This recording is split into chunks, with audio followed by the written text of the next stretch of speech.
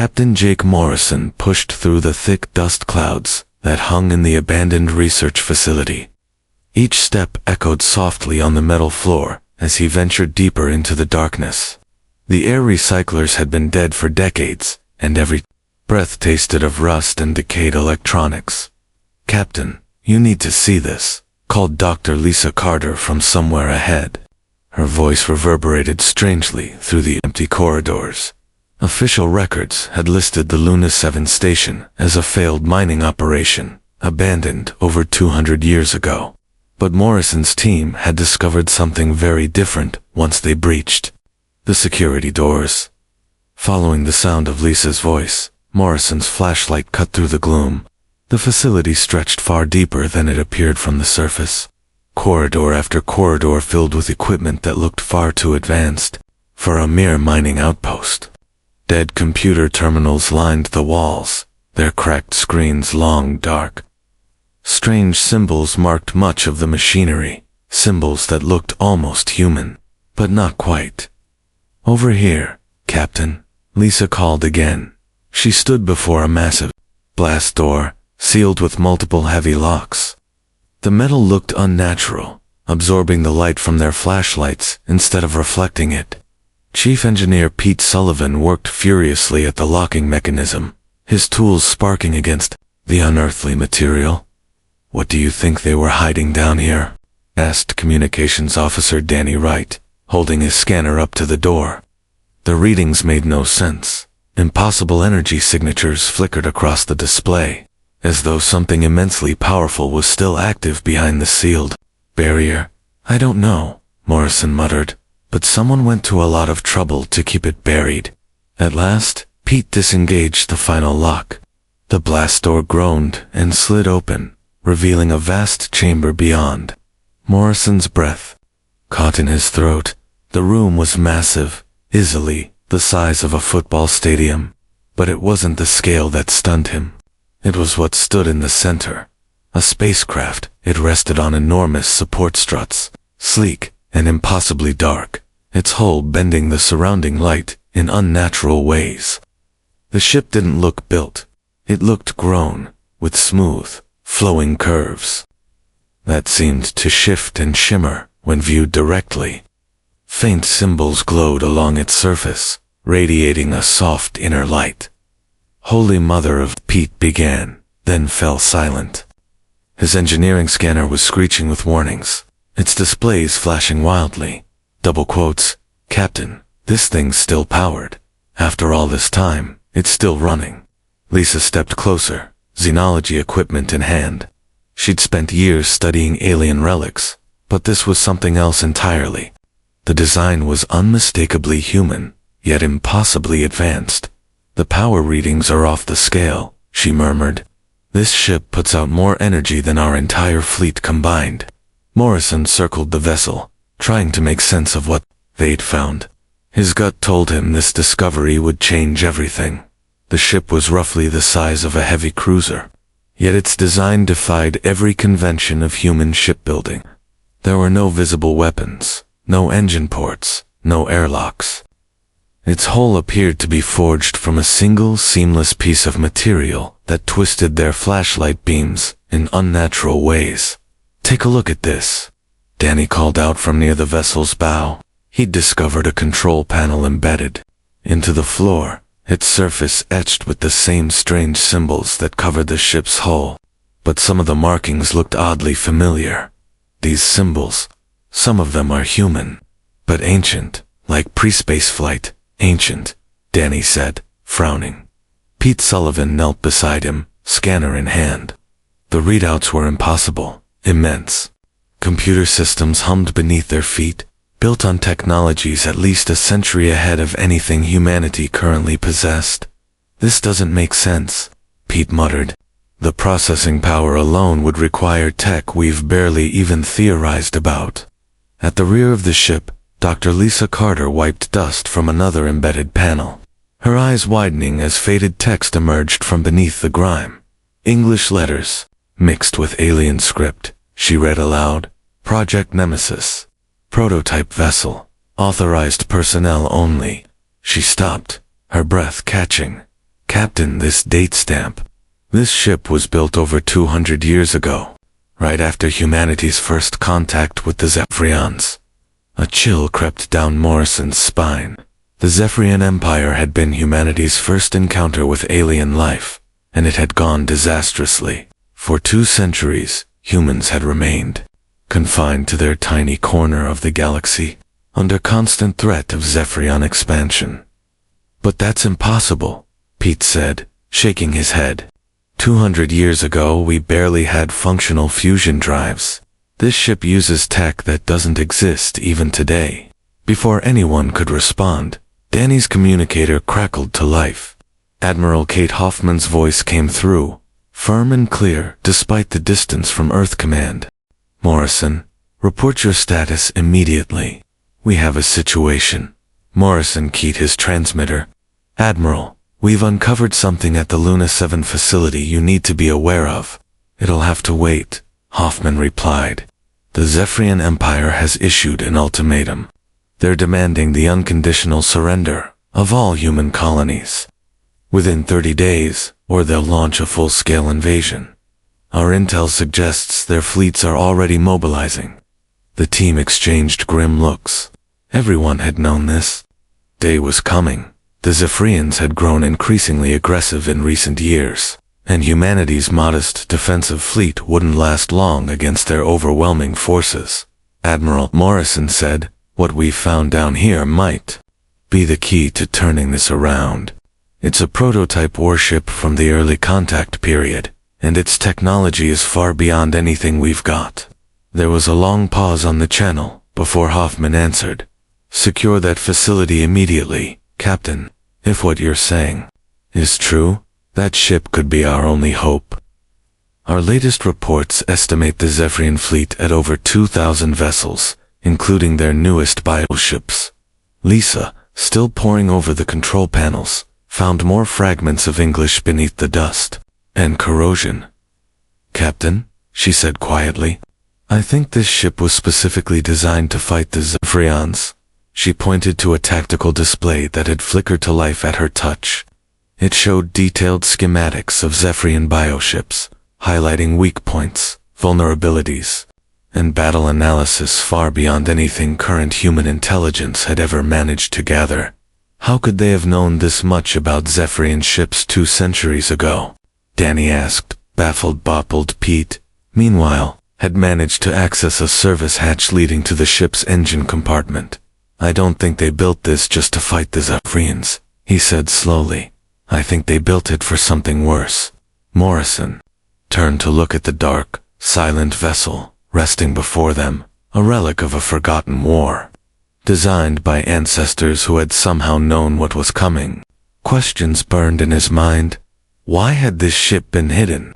What had humanity learned in those early contact years that made them build such an impossibly advanced weapon? And what terrible enemy had they truly feared? The answers lay buried in the ship's memory banks, waiting to be uncovered. As the Zephyrian threat loomed larger by the hour, Morrison understood that humanity's survival might depend on unlocking the secrets of this ancient warship. The ship seemed to pulse faintly, as though it too sensed its time had finally come. A soft blue glow radiated from the very walls, casting an eerie but calming light. Control panels dormant for centuries flickered to life, displaying shifting textilian symbols morphing seamlessly into clear English. Welcome aboard, Commander Rodriguez, said a voice that echoed from every direction. Calm, friendly, and marked by an unplaceable accent. It continued, I am Atlas, the ship's artificial intelligence. I have awaited someone to assume command. Alex scanned the bridge, trying to locate the voice's origin. His small crew stood tense at their stations. Lieutenant Commander Maria Santos manned what appeared to be tactical controls, though nothing resembled standard weapons systems. Communications Officer Danny Wright, formerly of Morrison's team, was puzzling over an alien interface. Chief Engineer Pete Sullivan studied unfamiliar diagnostics that defied modern comprehension. Atlas, Alex asked, cautiously, how long have you been online? I have remained in standby mode for 203 years, 4 months, and 16 days, Atlas replied. My creator, Dr. Raymond Foster, programmed me to awaken only if humanity faced extinction-level threats from advanced alien forces. That threshold has now been met. Maria looked up, troubled. Commander, these weapons, I don't understand half of what's here. The system keeps giving me targeting solutions that break known physics. Pete's console blinked furiously with warnings. Sir, the engine room is generating energy signatures that shouldn't exist. This ship runs on principles we don't even have names for. Atlas addressed Alex again, more directly this time. Commander, your species is at a crossroads. The Zephyrian Empire poses the very threat Dr. Foster foresaw over 2 centuries ago. This vessel was built specifically to neutralize their technological superiority. Alex lowered himself into the captain's chair. Instantly, the ship responded data, pouring into his mind in ways he couldn't explain. He could feel its systems, sense its vast power, and intuitively grasp its capabilities. Atlas, he asked, what is this ship truly capable of? The USS Vengeance utilizes technology extracted from ancient sites scattered across human-inhabited space, Atlas answered. Dr. Foster's team discovered humanity was not the first sentient race in this sector. We labeled the prior civilization the Architects. Their science far surpasses current galactic understanding. Suddenly, Danny's station lit up with incoming alerts. Commander, we've got a massive fleet inbound. Movements in the outer system. The Zephyrian Advance Force was arriving 3 days ahead of schedule. Admiral Hoffman was requesting immediate status updates. Alex activated the ship's comm system, instinctively pressing the right control, though he had no idea how he knew which one. Admiral, this is Commander Rodriguez aboard the Vengeance. We're beginning to grasp the ship's systems, but we need more time. Admiral Hoffman's voice came through sharply. Commander, time is a luxury we no longer have. Long-range scans show the main Zephyrian fleet massing at the system's edge. Over 2,000 ships, including new bioship configurations. Our entire defense fleet consists of fewer than 200 vessels. Maria had been running tactical scenarios. Commander, the computer refuses to run standard simulations. Every time I try, it responds that conventional tactics don't apply to this vessel. Atlas interjected, Lieutenant Commander Santos. You are applying current military doctrine to systems that operate under a different set of physical laws. The Vengeance does not fight using traditional warfare. What does that mean? Alex asked. The weapon systems aboard this ship were created using Architect technology, Atlas said. Instead of destroying targets through impact or energy, they alter localized reality. Enemy ships don't explode, they simply cease to exist. Pete stared, stunned. That's not possible. You can't just erase matter. The Architects mastered quantum mechanics and space-time manipulation, Atlas continued. To them, reality was programmable. Before they vanished, they left behind fragments of their knowledge. Dr. Foster spent decades adapting that understanding to human engineering. Alex felt a new stream of data connect to his mind, tactical overlays of Zephyrian bioships, but nothing resembled known classifications. These weren't just structural blueprints, they were quantum-level breakdowns, mapping the bioships to their fundamental essence. Atlas, he asked, how do we have this level of insight into Zephyrian design? Dr. Foster's team performed extensive reconnaissance during early encounters, Atlas replied. They found that while Zephyrian biotechnology is advanced, it still conforms to known physical laws. That makes it susceptible to reality-based disruption. Danny's console chimed again, with urgent updates. Commander, new message from Earth Command. Admiral Hoffman says Zephyrian scouts have entered the outer system. They're demanding unconditional surrender of all human colonies. The main fleet will arrive within 72 hours. Maria's voice wavered with disbelief. Commander, the ship's sensors are tracking the scouts in real time. But the readings, these are quantum scans. I'm seeing atomic structures in full detail. Alex rose from the captain's chair, the ship's energy pulsing through him like a current. The Vengeance wasn't just a ship. It was a machine capable of rewriting reality itself. But its power came with a weight he could already feel pressing on him. One wrong move could have irreversible consequences. Atlas, he said quietly, what happened to Dr. Foster and his team?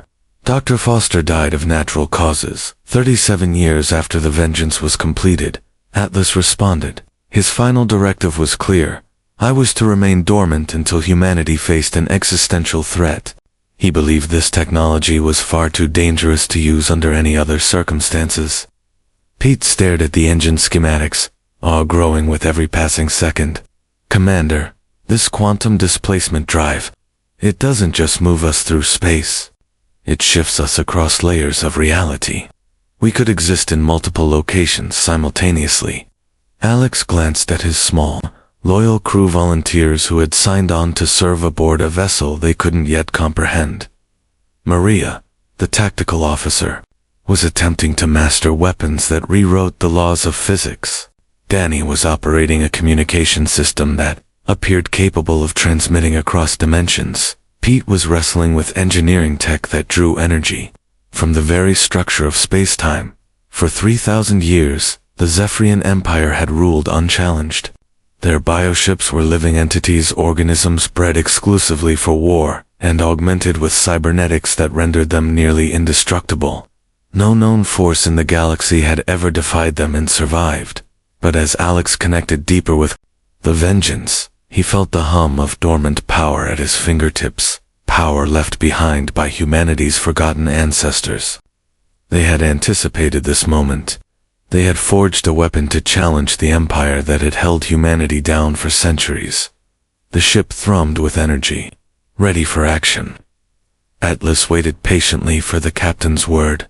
Far beyond, the Zephyr fleet approached, confident in their unmatched supremacy.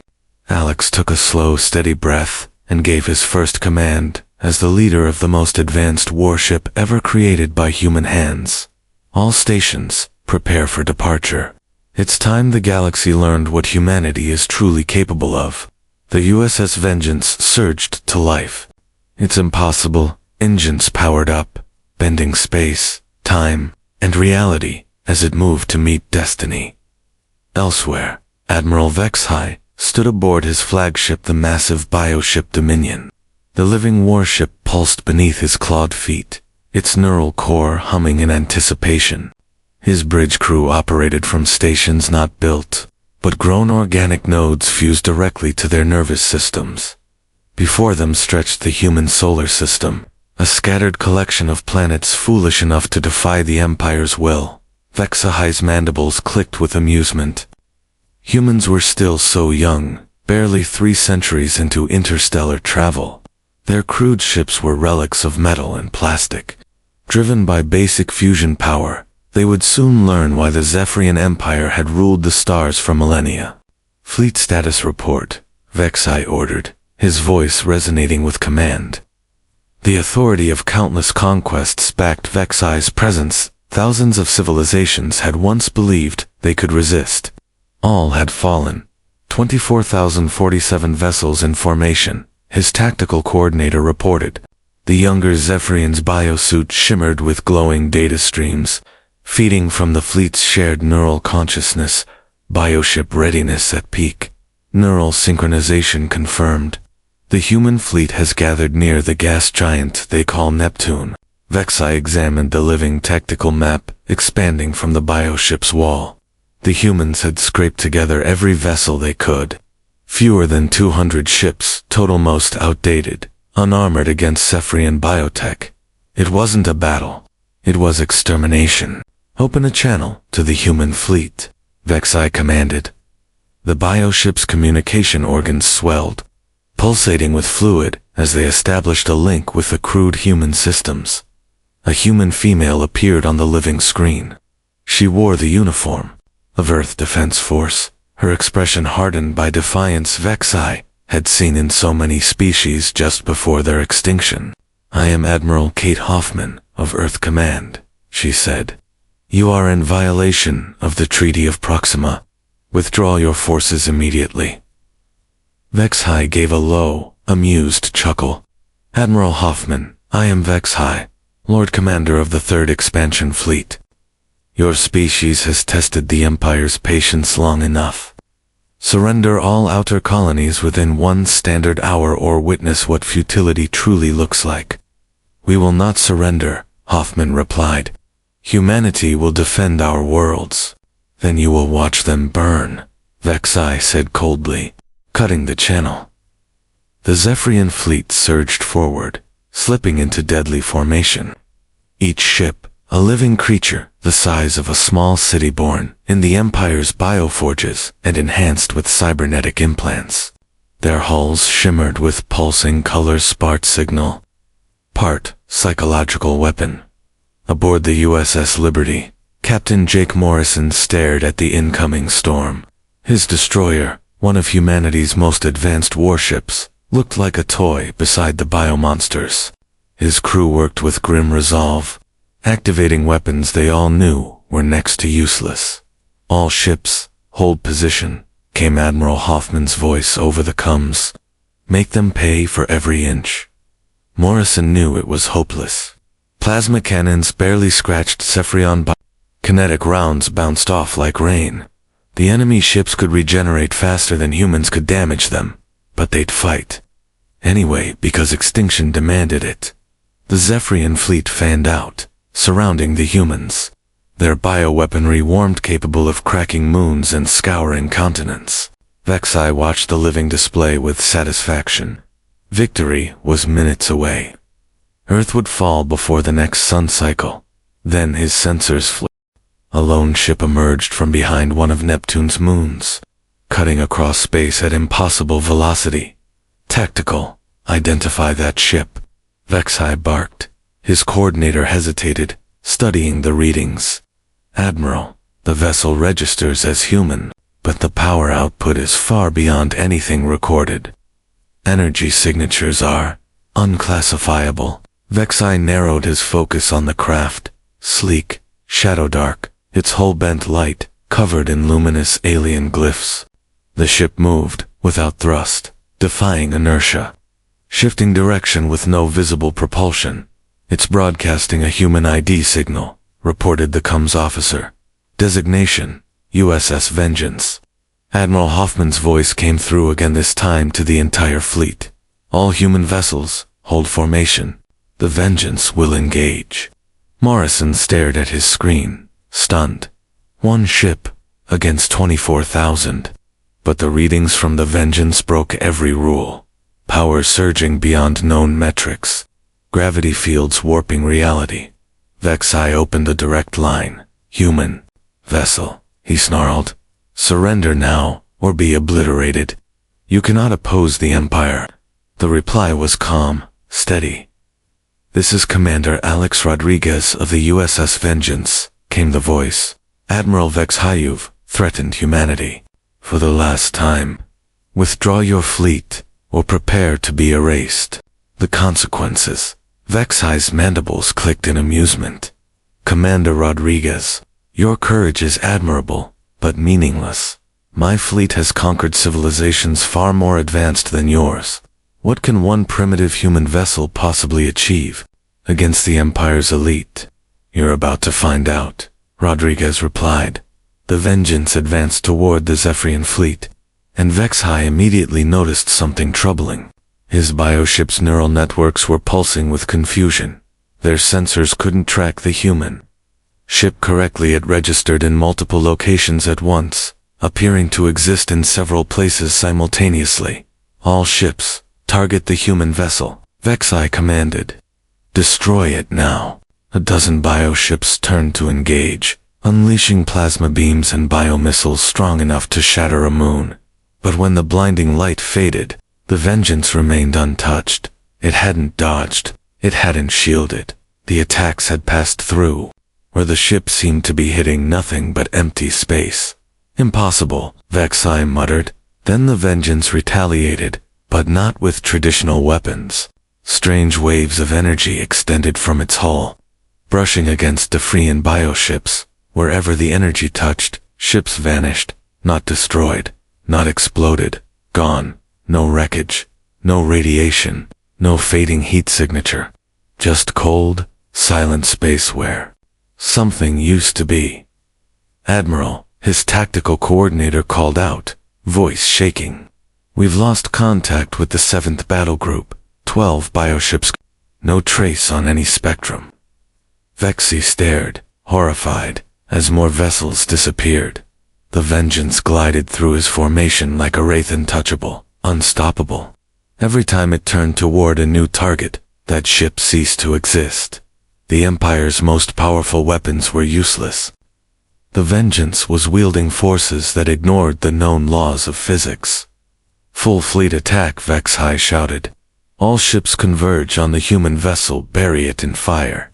Hundreds of bioships reoriented, their weapons primed, forming a web of destruction around the lone human craft. But as they prepared to fire, Vexi realized a terrible truth. He had led his fleet not to conquest, but to annihilation. The Vengeance wasn't just a ship, it was a force beyond comprehension, answer to the Empire's unchecked cruelty. And for the first time in his long, victorious career, Admiral Vexi felt something he had never known. Fear, true, bone-deep, soul-crushing fear, not of death, but of a foe he couldn't understand, couldn't defeat and couldn't escape. And still, the Vengeance advanced. Its impossible dance continued, through the Zephyrian fleet, erasing bioships with every pass. The Empire's so-called invincible armada was being dismantled systematically, effortlessly by a single ship that defied every known law of reality. The age of Zephyrian dominance was ending. Humanity's era was beginning. Commander Alex Rodriguez felt the USS Vengeance respond to his thoughts like an extension of his own body. The quantum displacement drive allowed him to exist in multiple points at once, striking from impossible angles while remaining untouchable. Each time he locked the reality anchors on a target, the enemy vessel didn't explode. It simply vanished, aced as if it had never existed. Lieutenant Commander Maria Seuss watched the tactical display with a mix of awe and dread. The weapons she fired didn't follow any known rules of physics. When she targeted a Zephyrian body and pulled the trigger, it didn't shatter or burn, it ceased to be. No wreckage, no energy, no trace. The space it once occupied was perfectly, terrifyingly empty, as if the universe had forgotten it was ever there. Commander, I'm reading extreme confusion across the Zephyrian fleet, reported Communications Officer Danny Wright. Their bioships are trying to coordinate attacks, but their neural networks can't process what's happening. Half of their commanders say we don't exist. The other half are screaming about impossible energy signatures. Chief Engineer Pete Sullivan stared at incomprehensible power readouts. Sir, the energy output should be ripping local space-time apart, but the Vengeance is holding steady. The quantum engines are drawing from the vacuum itself, from literal nothing.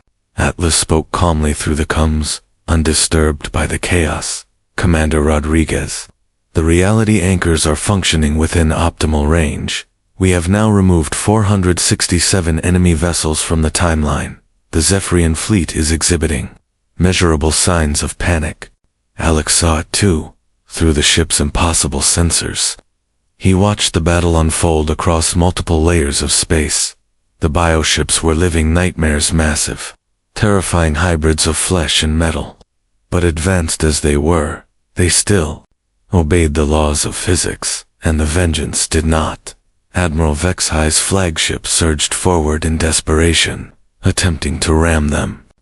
Its grotesque biohull burned with fury. But Alex simply shifted the Vengeance sideways out of phase, into a different layer of existence. The flagship passed through empty space. It never touched them.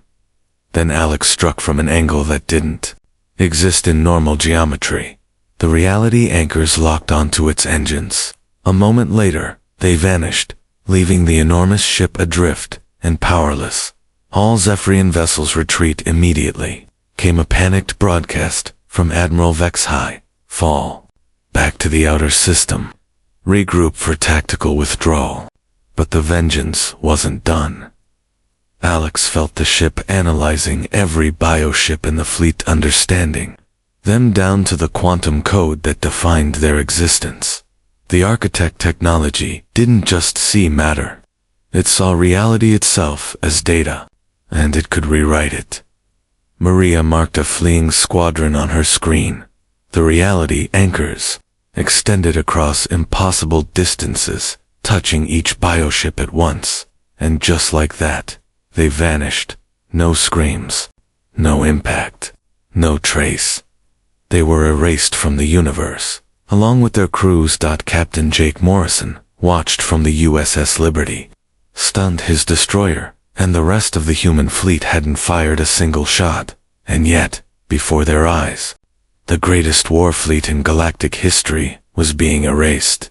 The Zephyrian bioships that had inspired terror just hours ago were vanishing like ghosts at sunrise.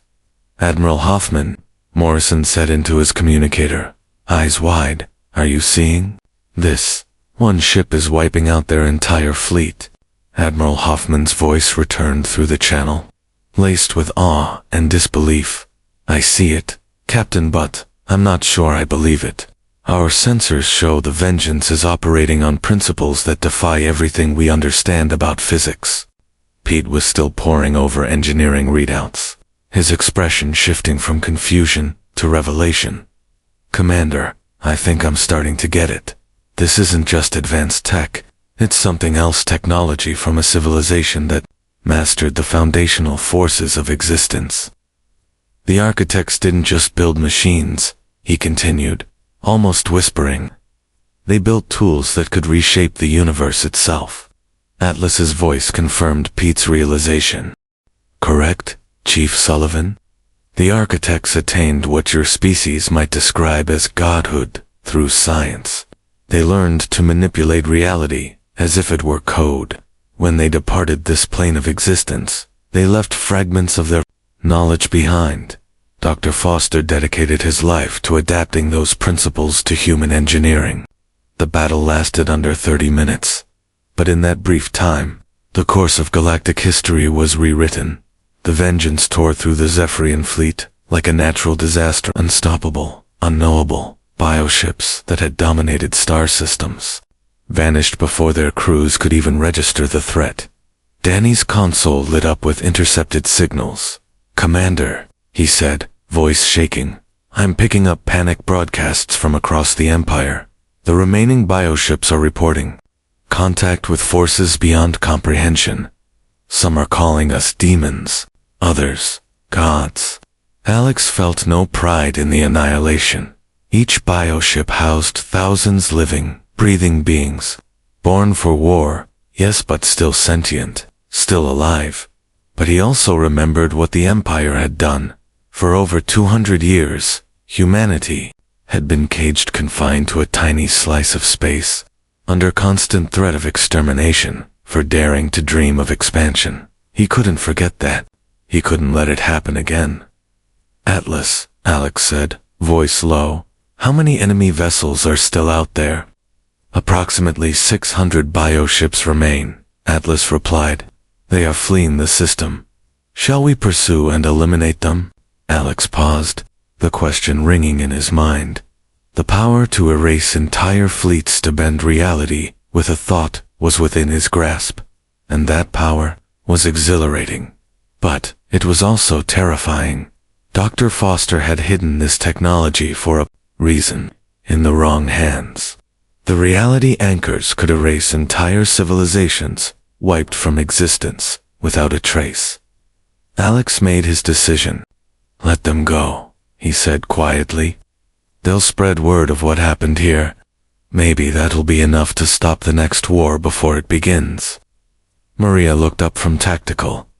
Commander, we've neutralized over 1,400 enemy ships. The Zephyrian fleet is completely shattered. They're scattering in panic. A flickering transmission buzzed through the comms. Admiral Vex's voice, fractured and filled with disbelief. Human commander, what are you? What is this technology? The Empire has ruled unchallenged for 3,000 years. Nothing like this should exist. Alex activated the Vengeance's main array and responded, his voice calm, resolute. Admiral Vexi, we are humanity. We are the heirs to the knowledge left behind by those who came before. Your empire has threatened us for the last time. Tell your leaders, Earth is now protected by forces beyond your comprehension. What remained of the Zephyrian fleet limped away bioships with burned-out neural cores and crews, too shattered to fight. Some would make it back to the Empire's heart worlds. Others would drift in silence, broken beyond repair. Pete watched the main console as the Vengeance's systems began to shut down. Commander, he said, the quantum weapons are going offline. Energy levels dropping. Engines returning to standby. He exhaled. We're back to something resembling normal, if anything on this ship could ever be called that. The rest of the human fleet approached slowly, their formations cautious, almost reverent. They had just watched the impossible. Admiral Hoffman's voice returned, softer now, filled with awe. Commander Rodriguez, on behalf of Earth and every human colony, thank you. But I need to ask, what are we now? What does this mean for our future? Alex glanced around the bridge. His crew brave, untrained, extraordinary, had operated systems that no human had ever seen. Maria had commanded weapons that bent the rules of existence. Danny had made contact across realities. Pete had maintained engines that drew power from the structure of the universe itself.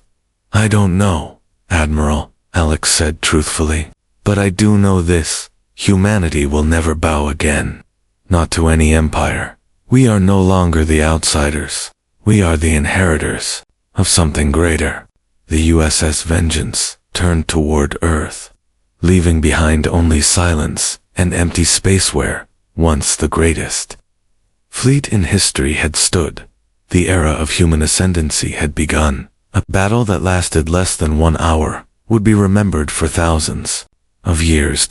And in the vast silence of space, it felt as if reality itself had taken notice and approved. 3 weeks after the shattering of the Zephyrian Empire, the galaxy had already changed. Word of humanity's impossible victory had spread across every known system, carried by the terrified remnants of Vexi's broken fleet. Species long ruled by the Empire began to rise in revolt. Powers that had never even heard of Earth now rushed to open channels and establish relations. Deep beneath Luna 7, in the archive chambers, Dr. Lisa Carter stood quietly among ancient records that revealed the true scale of humanity's forgotten legacy. Dr. Lisa Carter stood in silent awe. Her archaeological team had spent weeks uncovering ancient files, evidence that Dr. Raymond Foster's project was far more extensive than anyone had believed. The USS Vengeance wasn't the only Architect-class ship ever built. It had simply been the first to awaken. Captain Morrison, you need to see this, she called out. Jake Morrison, reassigned to oversee the Luna 7 excavation, approached her side. His current role involved cataloging artifacts that were rewriting everything humanity thought it knew. Lisa handed him a data pad. It displayed archived construction logs, blueprints, and location records of shipyards, hidden across human-controlled space. Jake scanned the files, eyes widening. 12 warships. They built 12 more like the Vengeance. Lisa shook her head grimly. It's worse than that. According to these logs, they weren't duplicates. The Vengeance was just a patrol cruiser. There are designs here for ships the size of entire stations, vessels capable of reshaping star systems. The implications struck like a thunderclap. For over 2 centuries, humanity had quietly harbored the power to dominate the galaxy, buried in secret facilities and long forgotten vaults. Dr. Foster and his inner circle hadn't just prepared for war. They had created the means to ascend, to wield tools that made them gods in a universe of mortals. Meanwhile, on Earth, Commander Alex Rodriguez found himself caught in a political storm he never asked for.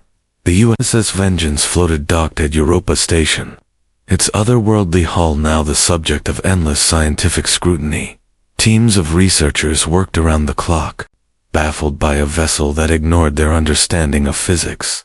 Alex had become the most recognized face in the galaxy, praised, mythologized, feared, but none of it sat well with him. "Commander, another interview request," said Communications Officer Danny Wright. Thousands had poured in every major outlet from across human territory, and even beyond. Everyone wanted a word from the man who'd humbled the Zephyrian Empire. "Tell them what I told the others," Alex replied. "The ship won that battle, not me. I just happened to be in the chair when it did." Chief Engineer Pete Sullivan looked up from a glowing terminal nearby. "Commander, I've been studying the quantum displacement drive, and I think I finally get it. This tech doesn't just give us military dominance, it could change everything: transportation, power generation, manufacturing. We could end every resource crisis humanity has ever faced." Alex nodded slowly, but the weight of that statement pressed heavily on his chest. He remembered Atlas's warning. The architect technology was so potent that a single miscalculation could shatter planets. The ability to rewrite reality also came with the power to delete it unintentionally and irreversibly, far beyond human territory. Aboard the shattered remains of his flagship, Admiral Vexai recorded his final transmission. His bioship drifted, scarred and dying nits, once living, HULL, now riddled with trauma it couldn't comprehend. Most of his surviving crew were catatonic, their neural implants overwhelmed by the incomprehensible power they'd witnessed. Vexai spoke slowly, deliberately, addressing the Empire's high command. "The human vessel did not destroy our fleet in the conventional sense," he said, dictating to the ship's biocore. "It erased it." He paused, mandibles twitching in defeat. "Their technology operates on principles beyond our grasp. They have weapons that nullify existence itself. Our bioships were not damaged, they were deleted, as if they had never been." He drew in a ragged breath. "I recommend immediate cessation of hostilities against the human species." His message would reach the Empire's homeworlds within days, carried by the few surviving bioships. Vexai had fought 1,000 campaigns, but this would be the only one that would haunt him. But Vexai knew the damage was irreversible. Across the galaxy, once subjugated species were rising. The myth of Zephyrian invincibility had shattered, broken, not by an armada, but by a single human vessel. Rebellions had already ignited on dozens of worlds. Back on Earth, Admiral Kate Hoffman convened an emergency session of Earth commands. Senior leadership, the revelation of humanity's hidden fleet and architect class. Technology had raised questions no one was ready to answer. Inside a secure conference room, the most powerful military minds in human space struggled to comprehend what their species had become. The political fallout is enormous. Admiral Hoffman began.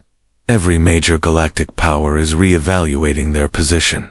Toward us, the Altarian Republic has requested an immediate defense alliance. The Century Federation is offering trade agreements that could make Earth the richest world in known space. Even civilizations we'd never contacted before are sending ambassadors. Captain Jake Morrison joined via secure link from Luna 7. "Admiral," he said, "based on what we're uncovering in Dr. Foster's archives, we need to tread carefully. This isn't just about weapons. These systems manipulate the fundamental structure of the universe.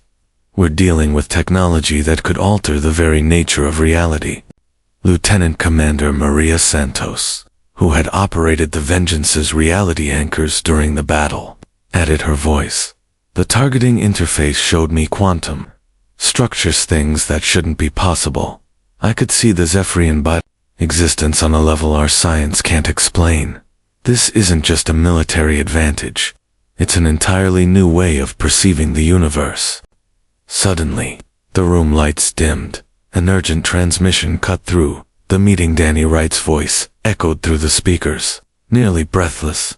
Admiral, we're receiving a signal from an unidentified vessel in the outer system. It's not using any known protocol, but Atlas is somehow translating it. A new voice filled the room, resonant and alien, yet speaking perfect English.